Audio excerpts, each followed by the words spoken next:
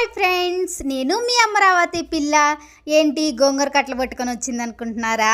ఈరోజు ఈ గోంగూరతోనేనమాట మన స్పెషల్ గోంగూర పలావ్ అయితే చేద్దాం. ఎలా చేద్దరు కానీ చూద్దరు కానీ వచ్చేయండి. అందుకోసం అయితే ముందుగా లవంగాలు, మిరియాలు, దాల్చిన చెక్క, బిర్యానీ ఆకులు, టమాటాలు, పచ్చిమిర్చి, కొత్తిమీర, అల్లం ఇవన్నీ రెడీ చేసుకొని పెట్టుకోవాలన్నమాట. ముందుగా అవన్నీ స్టవ్ ఆన్ చేసేసుకొని ఏం చేసుకోవాలన్నమాట. అన్నీ వేసుకొని మనం ముందుగా ప్రిపేర్ చేసుకున్న అవన్నీ అయితే కొంచెం మగ్గిన తర్వాత అయితే గోంగూర కూడా వేసుకోవాలటి. 5 నిమిషాలు అయితే వెంటనే ఉడికిపోయిద్ది అనమాట గోంగూర.